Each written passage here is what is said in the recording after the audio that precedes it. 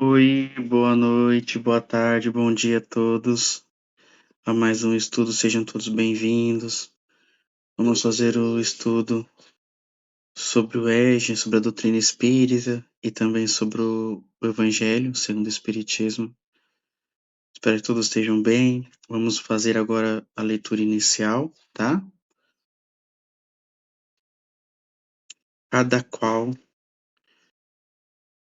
capítulo 4 do livro Fonte Viva. Este livro aqui, ó, escrito por Chico Xavier, né, editado pelo Espírito Emmanuel. Vamos acompanhando aqui a leitura. Em todos os lugares e posições, cada qual pode revelar qualidades divinas para a edificação de quantos com ele convivem. Aprender e ensinar constituem tarefas de cada hora, para que colaboremos no engrandecimento do tesouro comum, da sabedoria e do amor. Quem administra mais frequentemente pode expressar a justiça e a magnanimidade. Quem obedece dispõe de recursos mais amplos para demonstrar o dever bem cumprido. O rico, mais que os outros, pode multiplicar o trabalho e dividir as bênçãos.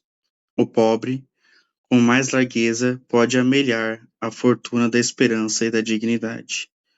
O forte, mais facilmente pode ser generoso a todo instante.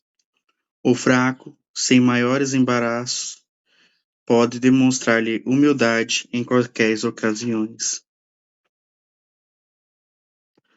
O sábio, com, com dilatados cabedais, pode ajudar a todos ao renomando o pensamento geral para o bem. O aprendiz, com oportunidades multiplicadas, pode distribuir sempre a riqueza da boa vontade. Ou são são comumente e pode projetar a caridade em todas as direções. O doente, com mais perseverança, pode plasmar as lições da paciência no ânimo geral. Os dons diferem, a inteligência se caracteriza pelos diversos graus. O merecimento apresenta valores múltiplos. A capacidade é o fruto do esforço de cada um. Mas o Espírito Divino, que sustenta as criaturas, é substancialmente o mesmo. Todos somos suscetíveis de realizar muito nas esferas do trabalho em que nos encontramos. Repara a posição em que situas e atende os imprevistos ou imperativos do infinito bem. Coloca a vontade divina acima dos teus desejos e a vontade divina te proverá. Então vamos fechar os nossos olhos agora, elevando os nossos pensamentos, solicitando ao Mestre Jesus que possa nos abençoar nesse estudo, que possamos aprender um pouquinho mais, que podemos sair um pouquinho melhor. Abençoe a todos que estejam assistindo, todos os participantes desse estudo, que esse estudo possa revigorar um pouquinho mais o seu espírito e a sua consciência, trazendo um pouco mais de sabedoria e entendimento do mundo. Obrigado, Mestre Jesus, pela oportunidade, que assim seja. Então hoje a gente já vai mudar de tópico, né, de estudo. A gente vai ver agora sobre a codificação, como que foi codificada a doutrina espírita, como que aconteceu, quando, por quê, em que contexto histórico estava. Então vai ser um módulo 2 focado aí de como foi fundada a doutrina espírita, né? Então o objetivo geral é possibilitar conhecimentos gerais acerca do surgimento e da codificação da doutrina espírita e a compreensão da missão de Allan Kardec. Módulo 2, né, a codificação espírita. Então a gente vai ver no roteiro 1, que é esse que a gente vai estudar hoje, contexto histórico do século XIX na Europa. No roteiro 2, fenômenos mediúnicos que aconteceram na a codificação, em Hydesville e as mesas girantes. Allan Kardec, o professor codificador, metodologia e critérios utilizados na codificação. as obras básicas, os expoentes do espiritismo nascente. Então, esse módulo ele é voltado para a codificação espírita, como isso aconteceu, quando e por quê. No roteiro 1, o contexto histórico do século XIX, que é isso que a gente vai ver hoje. Então, vamos analisar o contexto histórico do século XIX na Europa e refletir sobre a importância do contexto histórico no surgimento da doutrina espírita. Então, o estudo vai ser esquematizado em 2 blocos, né? No bloco 1, alguns aspectos históricos do século XVIII e XIX na Europa. E no bloco 2, para finalizar, fatores que contribuíram para tornar o ambiente propício ao surgimento do espiritismo. No primeiro bloco, alguns aspectos históricos dos séculos XVIII e XIX na Europa. Em sua perspectiva, de que maneira ocorre o avanço do progresso da humanidade? Ele começa pelo coletivo, pelo individual, né? Então, como que foi o progresso da humanidade, né? Ele é por uma pessoa só? Ele é pelo um coletivo? Então, vamos ver. Kardec nos explica. A humanidade progride por meio de indivíduos que, pouco a pouco, se melhoram e se esclarecem. Quando estes prevalecem pelo número, tomam a dianteira e arrastam os outros. Então, vamos tendo reencarnações de um, e esse vai melhorando, 1, 2, 3. Quando a gente chega a uma quantidade relativamente grande de espíritos evoluídos, eles conseguem fazer juntos uma evolução estrutural, né? Cultural, total, né? Então, um vai se melhorando e juntos eles conseguem fazer um evento maior. Então, a marcha do progresso, o progresso do indivíduo como espírito imortal, ocorre de 2 maneiras, pelo intelecto e pelo moral. Então, tanto quanto evolui intelectualmente, ele também tem que evoluir moralmente, para que seja ascendente essa curva, né? E não reta, para um ou para outro, né? Ela tem que evoluir nos 2 sentidos. Kardec continua. De tempos em tempos, surgem entre eles homens de gênio, que lhe dão um impulso, e depois homens investidos de autoridade moral, instrumentos de Deus em que alguns anos fazem a humanidade avançar muitos séculos. Então, quando entram esses gênios na nossa sociedade, eles nos impulsionam, né? Porque eles são mais evoluídos, trazem mais conhecimentos, traz mais ensinos, e assim faz com que uma grande massa, um evento cultural aconteça, né? Uma revolução e não uma revolta. Uma torrente de claridades. No período entre o século XVIII e XIX, foi um desses momentos em que a humanidade foi agraciada com um grande número de espíritos iluminados e vieram a efetuar profundas transformações, conjuntura na política, social, científica, cultural e econômica da época. Então, quando esses espíritos vêm, eles fazem uma revolução realmente, né? Porque eles modificam em todos os aspectos a vida social da pessoa, a política, a ciência, a cultura, a economia, porque não vem uma pessoa só para um estilo, só para uma categoria, vem para todos, sabe? Então a gente vai ver algum desses, né? São o Voltaire, de 1994 a 1778. Foi um poeta, um ensaísta, dramaturgo, filósofo, historiador, responsável por várias reformas na França, como liberdade de imprensa, tolerância religiosa e tributação proporcional. Então vocês vão ver que vários desses contribuíram de alguma forma para alguma área, e quando você ajunta todos eles, dá impulso a muitas coisas que a gente vai ver lá na frente. Montesquieu, de 1689 a 1755, foi político, filósofo, escritor francês, famoso pela sua teoria da separação dos poderes entre legislativo, judiciário e executivo. Então ele fez com ele, na sua teoria, em que os três deveriam se separar, não ficar tudo junto, né? Então, que deveria haver essa separação dos poderes, né? Para que houvesse maior legitimidade de cada um e cada um vigiasse o outro. Então, isso está impactado até hoje na nossa democracia, né? Rousseau, de 1712 a 1778, um filósofo suíço, escritor, teórico, político, compositor, músico, autodidata, aprendeu sozinho a tocar, né, a música. Defendia um estado social legítimo. Vamos vendo que essas pessoas desse século, esses iluminados, eles vieram a ser importantes, mas não em uma área só. Eles nunca são, tipo assim, às vezes só uma coisa. Eles sempre fazem mais que uma coisa, né? Keynes, de 1694 a 1774, foi um economista francês, criou a ideia de oferta-procura, fundamentado na economia moderna, defendia a agricultura como a principal atividade criadora de riqueza.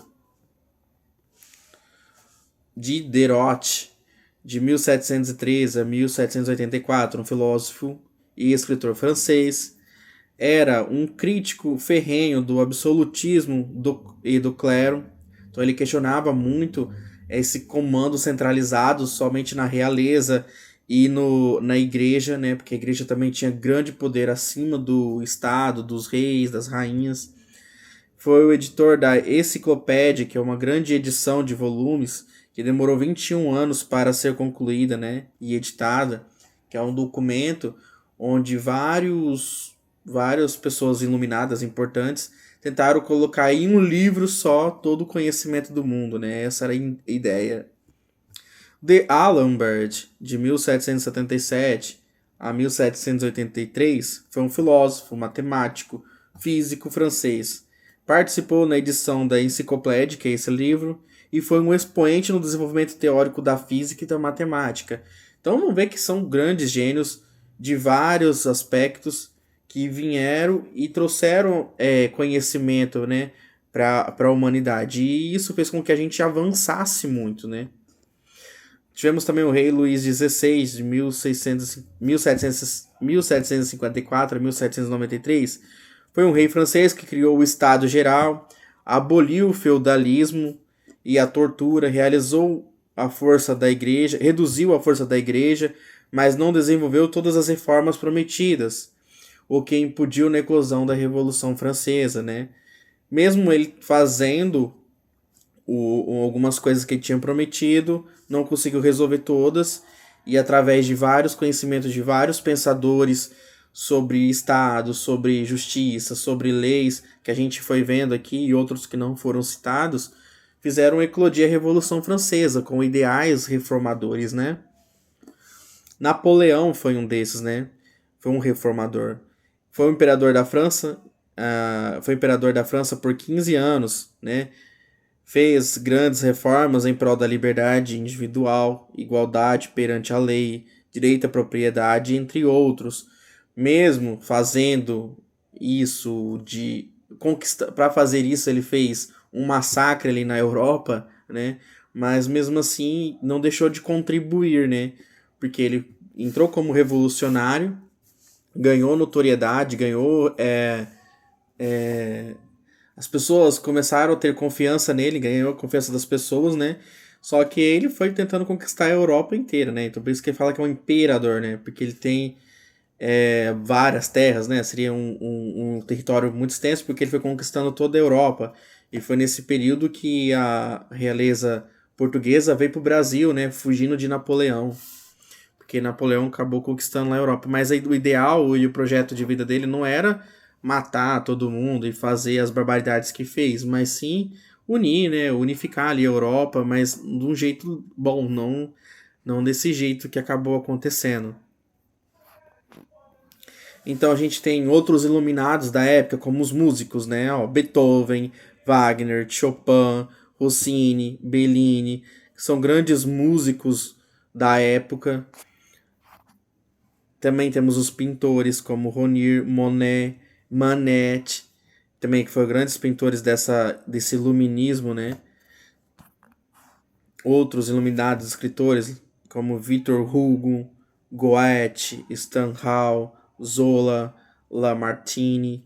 Foram grandes escritores também, a parte de filosofia, de política, romances, literatura, de diversas coisas também.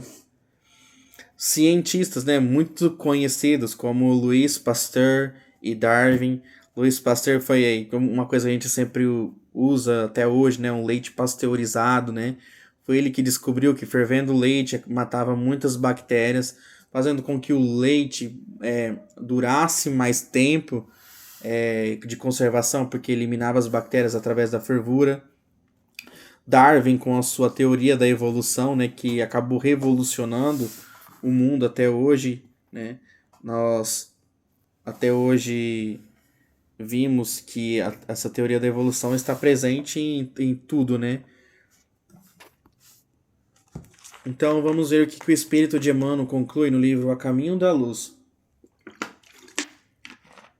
sobre esse período.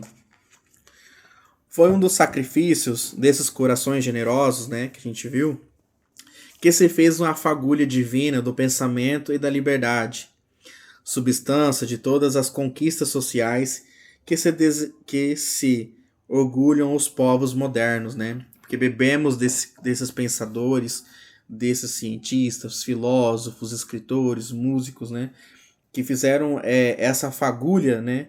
De pensamento e de liberdade, foi o que a humanidade entrou ali para uma era moderna, né? Então, né, o legado dos iluminados, né, do século XIX. As lições generosas desses iluminados repercutiram em várias partes do velho e do novo mundo, resultando em grandes transformações sociais, políticas e econômicas do século XIX. Então o impacto deles foi gigante, né?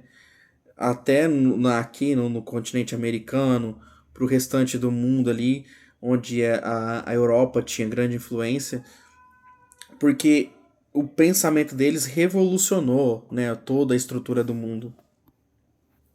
Transformações do iluminismo no século XIX. Na sua opinião, quais foram as principais transformações do século XIX impulsionadas pelas ideias iluministas, né? Vamos ver quais foram as transformações que eles trouxeram, né, para o mundo. No livro aqui, Estudo Sistematizado da Doutrina, né? Exemplos de grandes transformações, né? Apoiados principalmente pelas ideias renovadoras reveladas pelos espíritos reformadores, né? Denominados iluministas, porque eles trouxeram a luz para o mundo, né? Em enciclopedistas dão-se grandes movimentos sociais europeus. Grandes, o povo começou a querer ter direitos, a querer ter qualidade de vida, né? A querer ter o emprego, a querer ter o alimento de cada dia, né? Uma das grandes coisas que fizeram o povo se ter uma revolta na França, né? Ter a Revolução Francesa, foi que o povo estava passando fome nesse período e a realeza e o clero, ó, de boa, sem perder 1 quilo, ganhando mais quilos e o povo morrendo de fome. E aí o povo, com fome, né, fizeram a Revolução Francesa. Não da melhor forma, mas fizeram uma revolução, né? Porque para eles já não dava mais para conseguir isso, continuar desse jeito, né? Tivemos a queda do absolutismo monárquico, né? Porque a Revolução Francesa mata os reis, né? Então não foi nada legal, mas foi o jeito que eles agiram com o grau de evolução que eles tinham, foi fazendo a guilhotina aí para a realeza inteira. Para a realeza, pros, como que eu posso dizer, para a parte ali da monarquia, para os viscondes, os condessas, esse pessoal da realeza. Então eles mandaram todo mundo para a guilhotina, né? Então assim, era prevista a Revolução Francesa, né? Uma revolução, não uma atrocidade do jeito que eles fizeram. Não era para haver esse derramamento de sangue dessa forma que aconteceu, né? Espiritualidade não planeja nada de ruim. Ela planeja algo bom, mas só que nós, imperfeitos como somos, acabamos cometendo algumas atrocidades, né? E tivemos uma implantação de uma economia mais liberal, né, mais aberta, mais troca de comércio entre países e de ideias, né? Os Estados Unidos foram a primeira nação a absorver o pensamento renovador dos iluministas, advindo como consequência a proclamação da sua independência e a aprovação da Constituição da Filadélfia, modelo de futuras constituições democráticas. Então, os americanos beberam, absorveram todas as ideias iluministas, de quanto a Europa ainda não estava nem assimilando, e eles colocaram isso na sua Constituição, né? Que foi de modelo para depois para a própria Europa como Constituição de democracia, como aqui também para a América do Sul e para outros países. A independência americana repercutiu intensamente na França, acendendo a fagulha que levaria o povo francês à Revolução Francesa em 1789, marco que separa a Idade Moderna da Idade Contemporânea, né? Foi quando o povo saiu da Idade Moderna e entrou na Idade Contemporânea, onde nós estamos até hoje, né? Alguns historiadores já falam que a gente já saiu da Idade Contemporânea, né? Mas como nós estamos vivos, ainda não tem um marco bem definido, né? Mas podemos se dizer, né, com essa revolução da tecnologia, da internet, né? Essa revolução que acho que é desde a década de 80 da comunicação, né, do mundo globalizado, acho que a gente já entrou em numa nova era, né? Acredito que saímos da idade moderna, perdão, da idade contemporânea, mas ainda estamos vivendo, ainda não temos como denominá-la, né? Então, a gente vê que a Revolução fez desencadear sucessivos progressos culturais, né? Fazendo o século XIX entrar na história como o século da razão. Então, vamos voltar um pouco atrás. Até então, a Igreja Católica tinha dominado ali a Europa já por não sei quantos anos aí, uns 1500 anos, que a igreja vem tomando as rédeas da Europa, controlando decisões de rei, de rainha, porque quem está acima do rei e da rainha nesse período são os papas, né? Então, se o papa mandou o rei fazer tal coisa, o rei tinha que fazer. Então, quando começa a haver essa revolução, que é esse rompimento da igreja, a igreja acaba perdendo essa força, né? Começa o povo a buscar, né, através desses iluminados, mais conhecimento, né? Porque até então estava muito restrito à igreja, né? A igreja controlava estudo, o que estudava, o que não seria estudado, né? Tudo era voltado para a igreja. Então o povo, né? Muitos desses filósofos eram ateus por conta de tanta imposição da própria igreja, né? E aí eles entraram muito na questão científica, da razão. Só podemos acreditar naquilo que é comprovado, né? O surgimento do espiritismo, né? Foi nesse ambiente político-social de transformado que surgiu o espiritismo na França, em 18 de abril de 1857, como um conjunto de leis e princípios com o objetivo de promover a reforma moral da humanidade. Porém, né, ele tinha esse lado propício em que a igreja perdeu um pouco da sua influência, porém tinha um lado oposto, que o povo estava somente acreditando naquilo que era comprovado cientificamente, né? O povo estava bem mais com o pé no chão, né?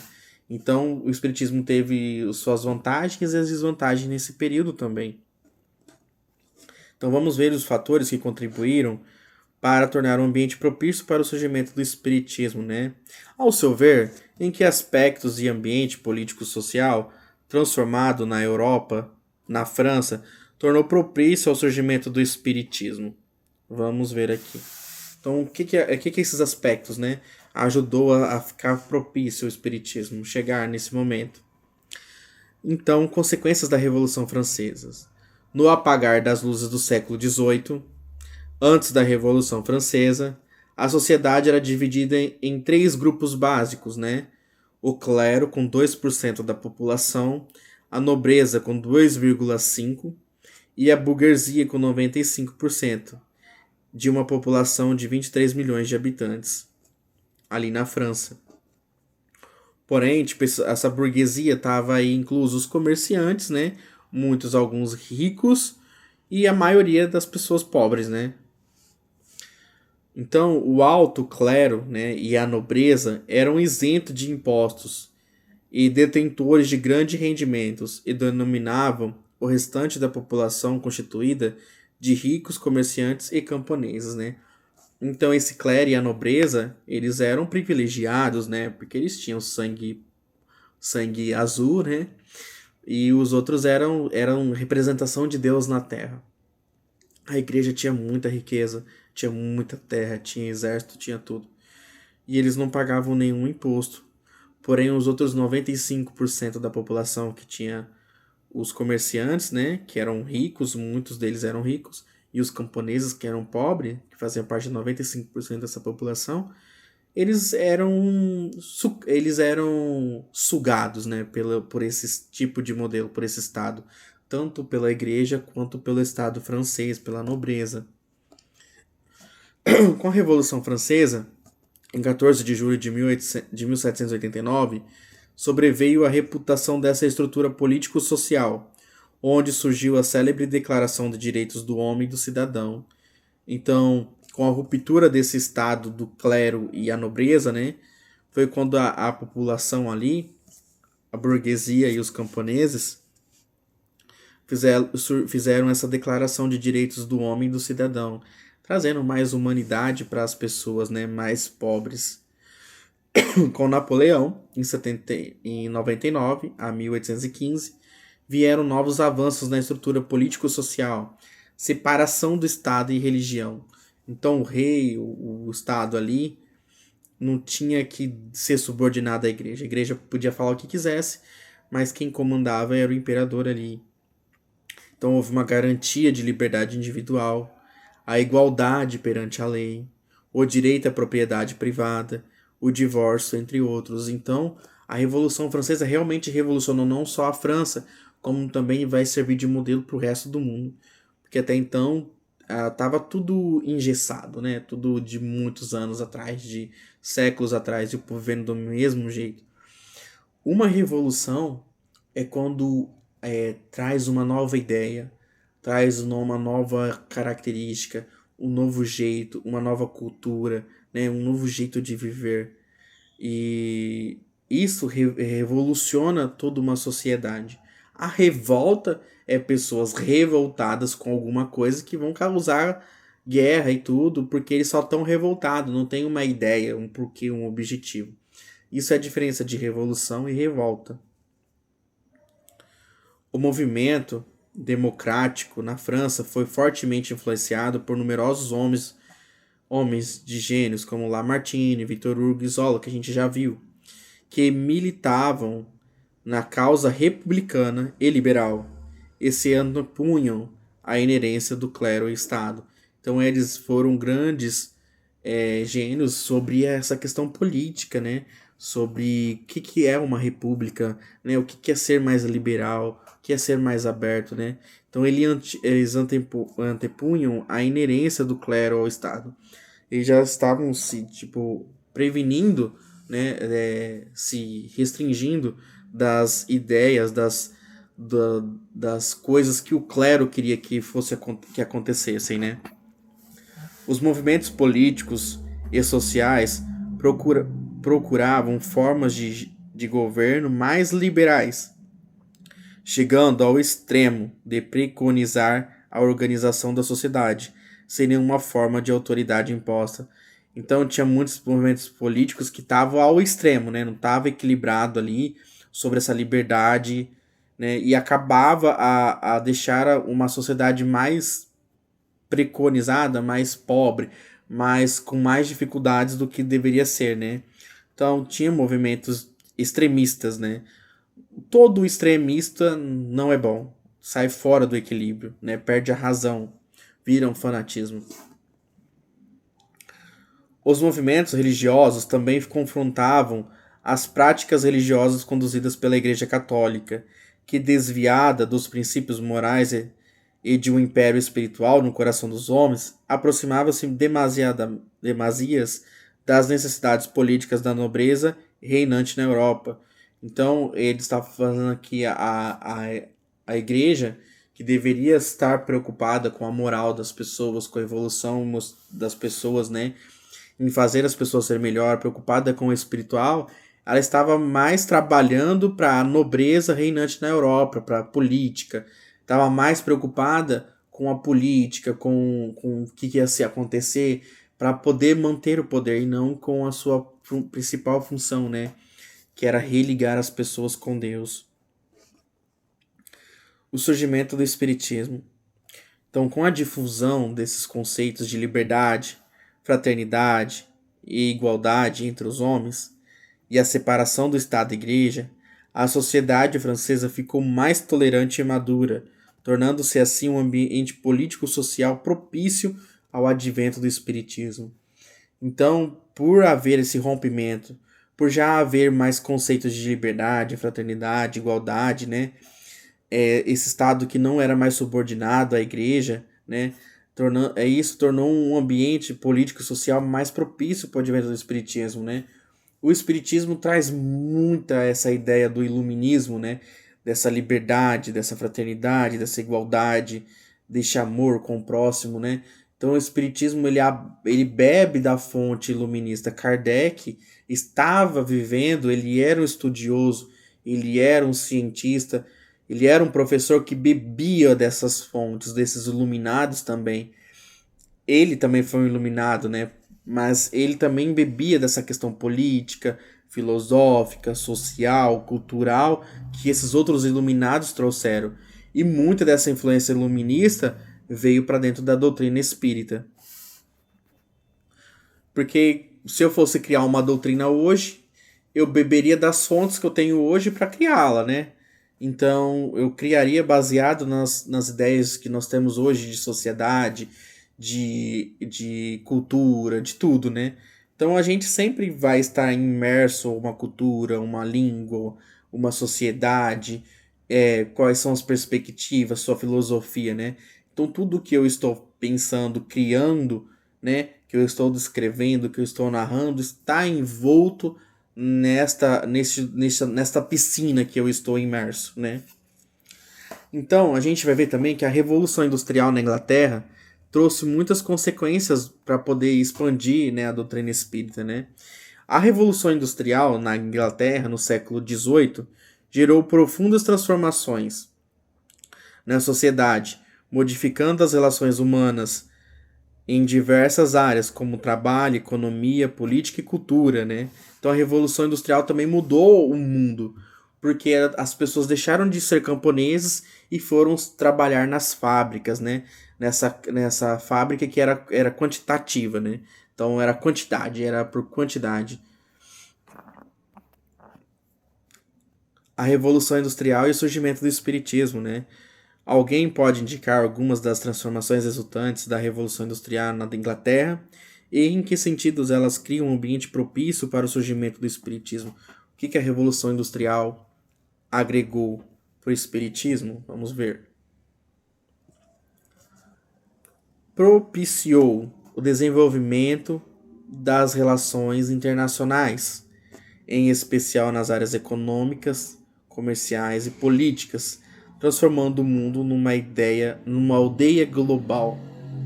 A Revolução Francesa, a Revolução Industrial, ela começou a globalizar o mundo, a unir o mundo, né?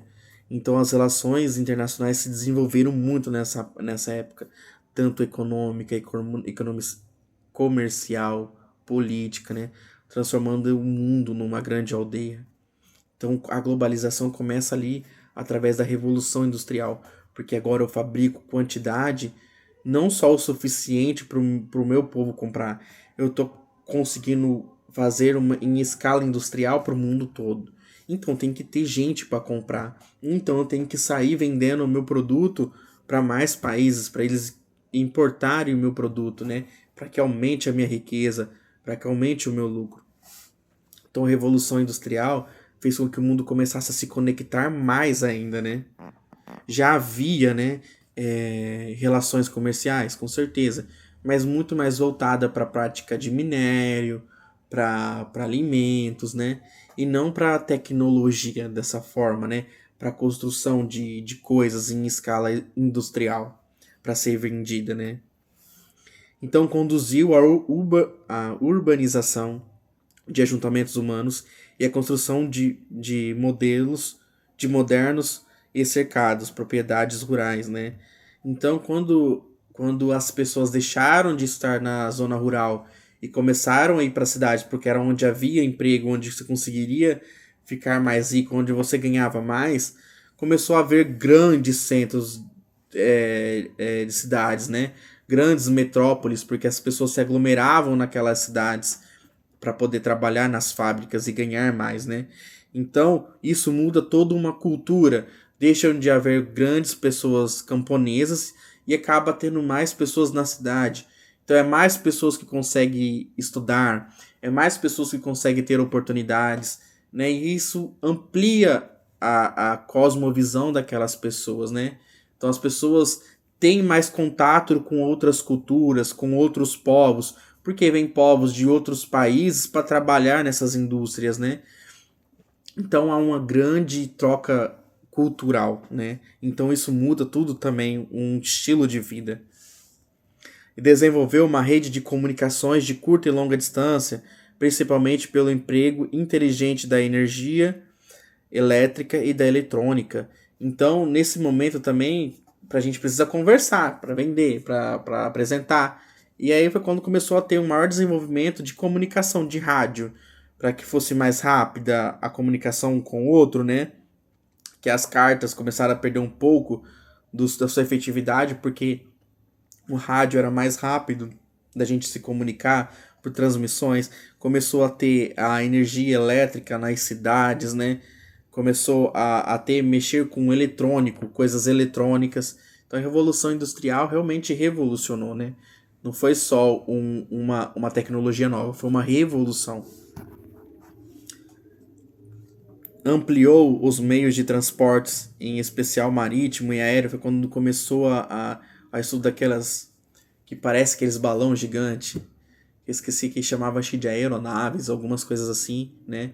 A troca marítima, né? Principalmente porque a Inglaterra é uma ilha, então seus transportes são por, por navios, né?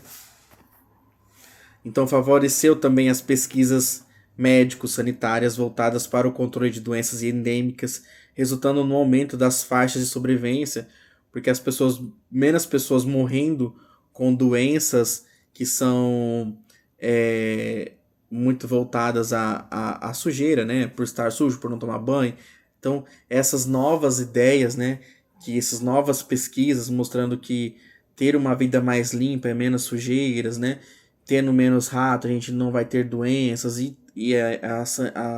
tendo uma rede de esgoto, um tratamento de água, essas coisas, né, que estavam lá no início, rústicas ainda, já começou a ter uma taxa de sobrevida maior da população. As pessoas conseguiram viver mais tempo, porque muitos morriam por qualquer doença, porque não tinha uma sanidade, eu falo no sentido de algo sanitário, né, um estudo sanitário, né, que ajudasse a prever certas doenças, né, e controlar essas doenças. Então, todo esse progresso tecnológico facilitou a interação entre pessoas de forma global, criando um campo favorável à difusão de novas ideias e tornando um ambiente político-social propício ao surgimento do espiritismo. Porque quando mais pessoas se encontrando, trocando informações, trocando cultura, isso expande, né? Então, veio para o Brasil o espiritismo quando